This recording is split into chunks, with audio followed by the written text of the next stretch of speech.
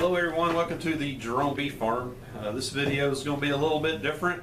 I'm going to fabricate a double nuke box that is used to overwinter two small colonies in the same deep hive body. So what they do is they gather in the center and they use the heat off of each other, so it's really like one big hive, and you can overwinter a smaller group of bees. So what I have is I've got a deep box that I purchased. It doesn't matter who you get it from, they're all basically the same. I'm going to build two of these. So I got the ends. The small end is what I'm going to cut. So when you're cutting these, be sure you cut the inside. Don't cut the side with the handle, that wouldn't be good. So basically going to cut two grooves in each one of these right down the exact center, and that way this piece of wood here, I'm going to cut it to size. We'll slide right in the middle, and this piece of wood will be the divider. This is just 3/16 laminate board that you use to like cover a desk or something. I got this at my favorite Big Orange store, or Big Blue store, I'm not sure which one I got it at.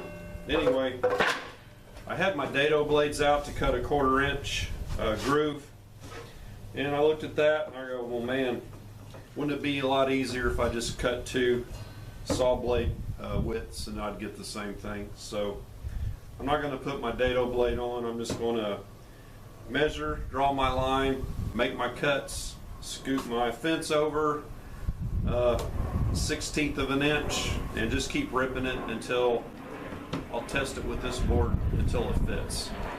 So with that, I'm going to get started.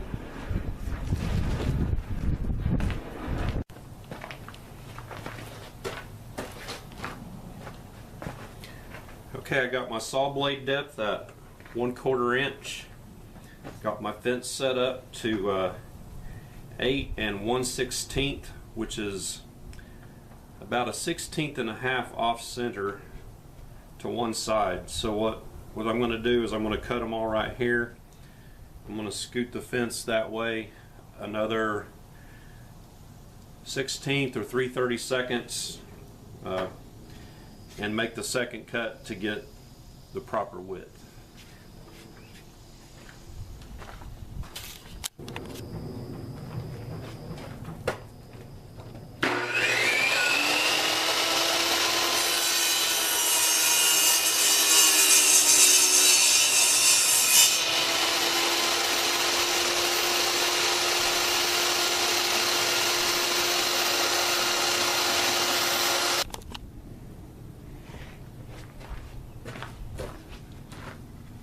Okay, something I wasn't counting on. 1/4 is too deep because it cuts a notch in the handle there. So I'm gonna have to back that off. See, that's not good. So I'm gonna have to back that off 1/4 of an inch and then a little bit more. So that's not like that. So if you haven't figured out yet, I am not a carpenter, nowhere close. Okay, so what I did was I basically set it on there and backed the saw blade down. I was trying to measure it to see how far I needed to back it down and do all that, and I thought, well shoot, just lay it on there and see where it needs to be. So that's what I did. So I'll make the rest of the cuts at that depth there. It's looks to me like it's around, well, it's less than 1/4 now, so I don't know what it is. So we'll cut the rest of them.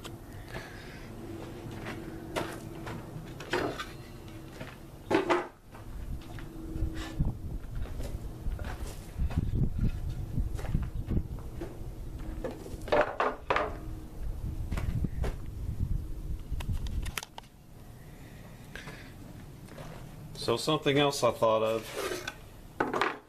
these are mirror images of each other. So if I cut them both the same like that, and then you flip it, it's not going to be in alignment. I mean, it might by the time I finish the other cut, but just to play it safe, they have to be cut like this. One upside down, one right side up.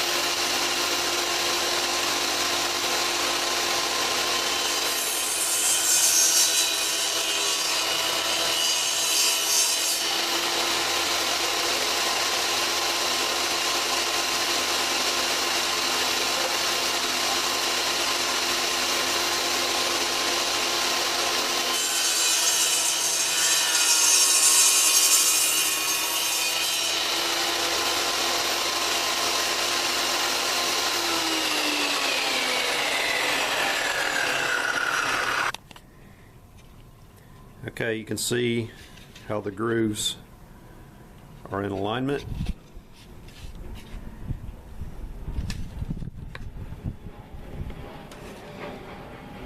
Wind's out of the north, so you're going to hear airplanes. So the grooves are in alignment, so I've scooted my saw blade over one saw blade width basically, and I'm going to run them across again.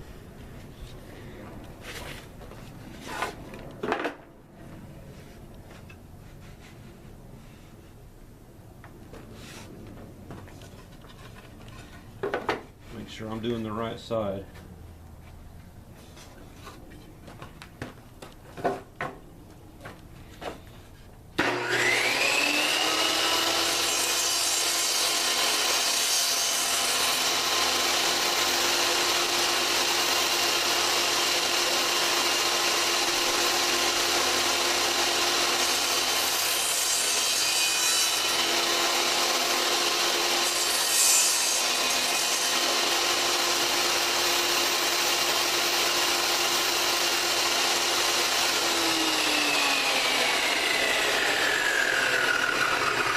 I can already tell that's not wide enough, so I'm going to scoot it over some more.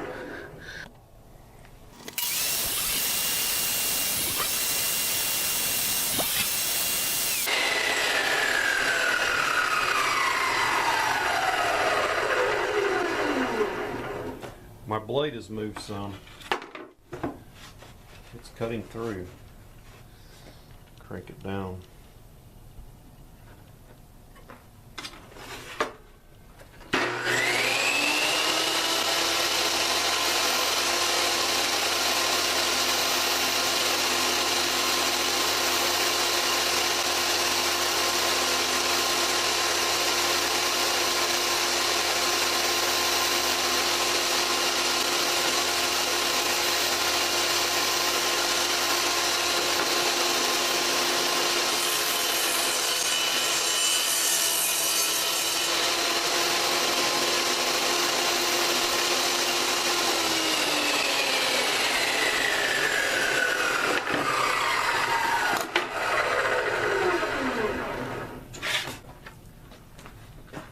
Okay, check it for fit.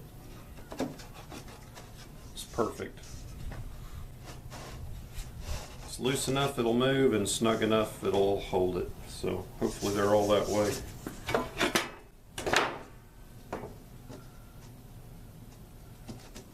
Yeah. Okay, so the next step will be to assemble the boxes, and I'm not going to cut this piece till I assemble the boxes and get an exact measurement on it, because as soon as I think I know what that is and cut it, it'll be wrong.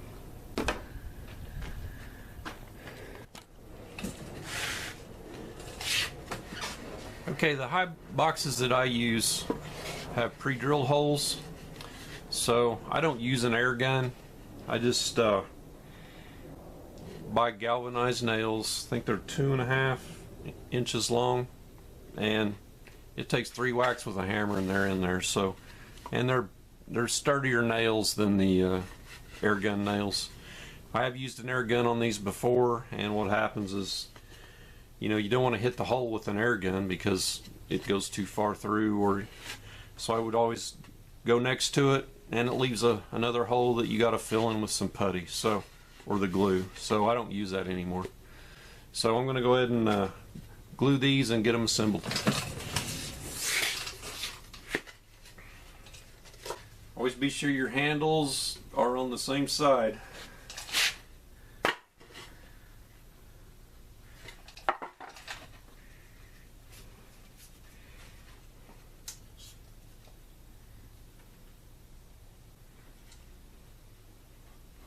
Get the glue on there.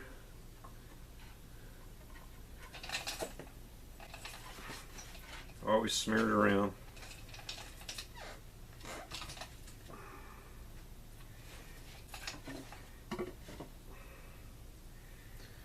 And handle up. This one with the cut in, and I'm going to have to put something over that. I don't know what I'll use, but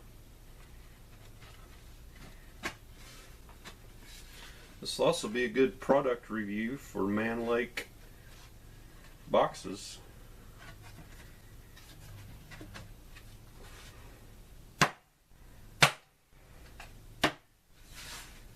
So this one is warped a little there, but nothing I can't pull in.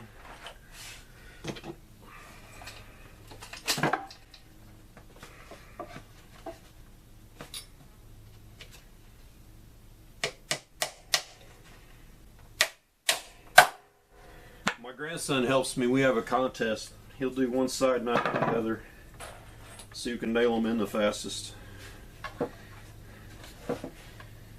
He holds his hammer like this, though. I make fun of him. Told him he holds it like a girl.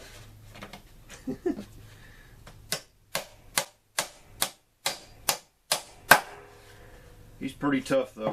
He'll probably whip me in a couple of years.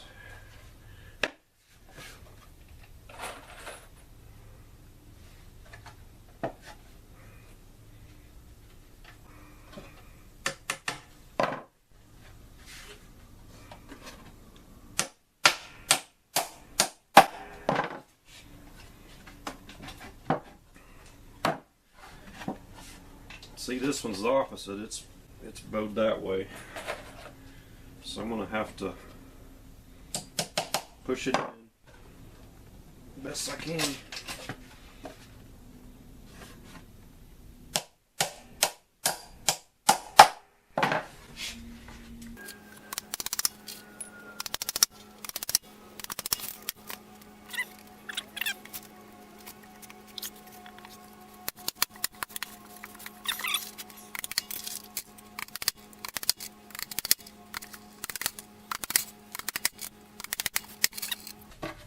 So there's the box. Still got to nail the other side, but you can see the groove's cut. Piece of wood will fit right there. Be 4 frames on each side, so it'll be only 8 frames, but that's okay.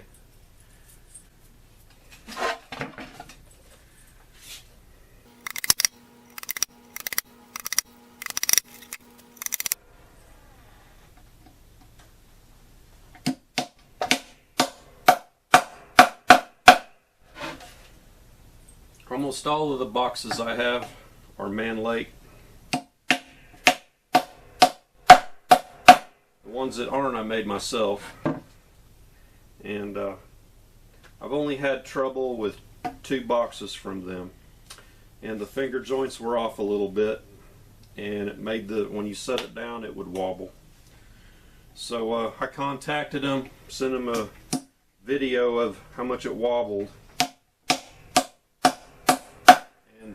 They sent me a new one of them. I sanded and was able to use, and I was hoping they'd replace that one too, but they didn't. But the one I videoed that was wobbling, they sent me a new one. I had it in 2 days.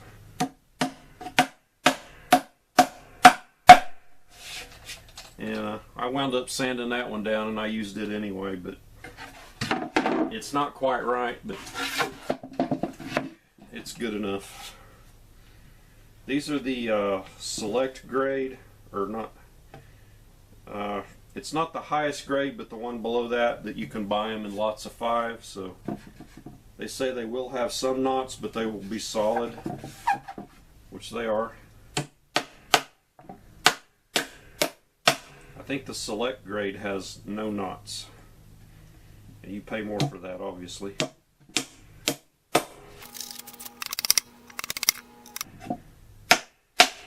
Oh, look at that.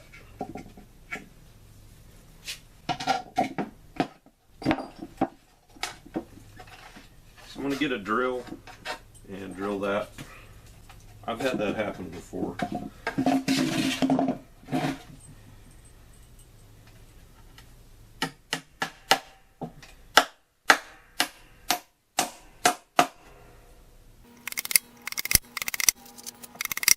Okay, that's it. There is the... So I won't set this on a normal bottom board. I will have it on a completely flat board, so there won't be an entrance here at the bottom. So what I'll do is I'm going to drill a hole in one side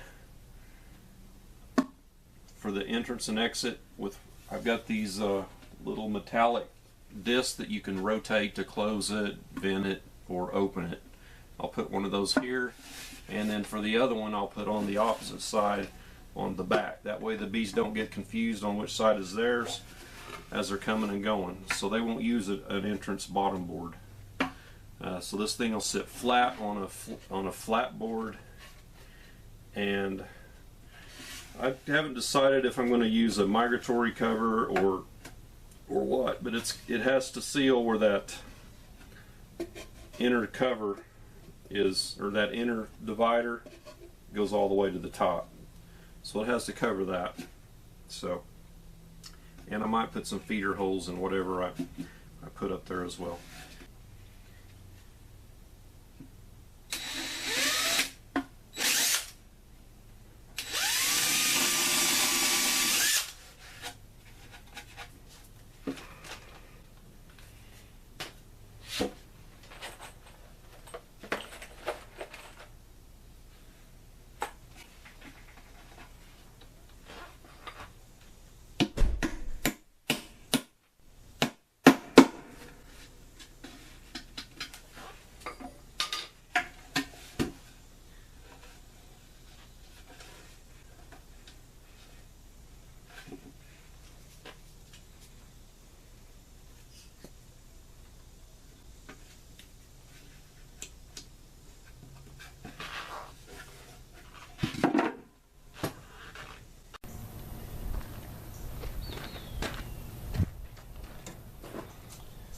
Okay, I gotta work fast because my sunlight's about gone, my shade's about gone in this spot here. So I got my saw set up for the depth cut. It's 9 5/8, so I'm going to cut 2 pieces of those, and then I measured the length. It's I'll have to measure again. I think it was 19 5/8, and I'll cut this way for the length.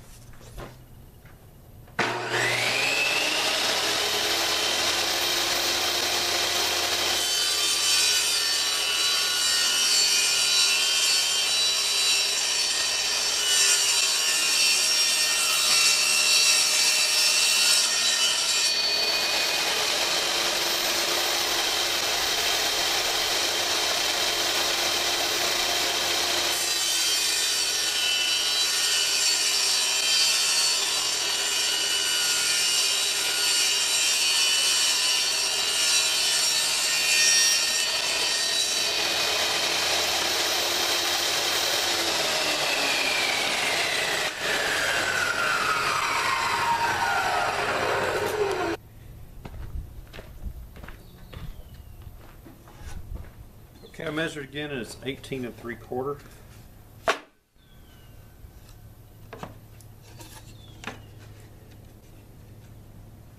So I can't use my rip fence, I have to use this extension here, but this isn't the best way to do this, but it'll work.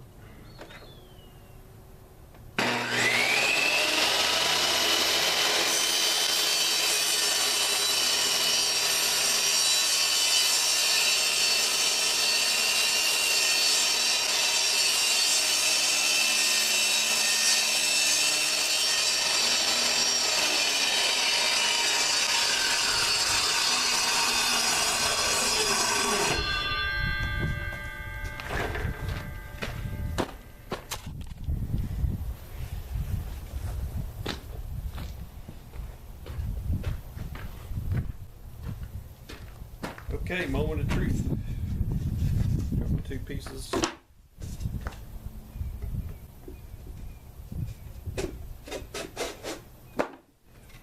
Perfect. So the only thing I have to do is fix this little spot right here. I'm going to have to put a little cleat in there so the bees can't go through there. But I could have sawed it to that point and tried to cut around that. That would have been a major pain in the rear. So all I'm going to do is take the leftover piece of this, slide it in there, and tack it, or maybe even glue it. But that'll take care of that. Okay, real quick, show you how I took care of the cuts on the handle. I just took a little piece of that same stock and cut it, glued it right there over that cut. So that took care of that. And I put these little cleats right here. Just put that over where the board's going to come up, so bees can't get across there anymore. So that's how we did that. See, the bottom fits flush.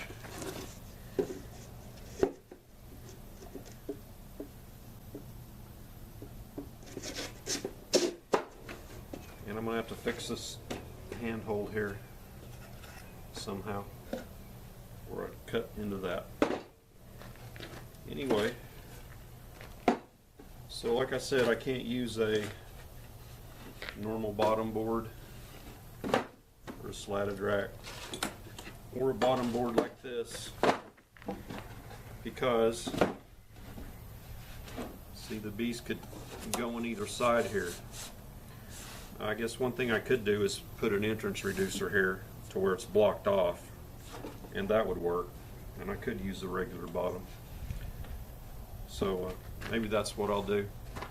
But the top has to be solid and cover and fill in these cracks here. Anyway, so again, what these do is you can put 2 separate hives in here, 2 queens. They share the common warmth in the middle over winter, and you can overwinter a nuke.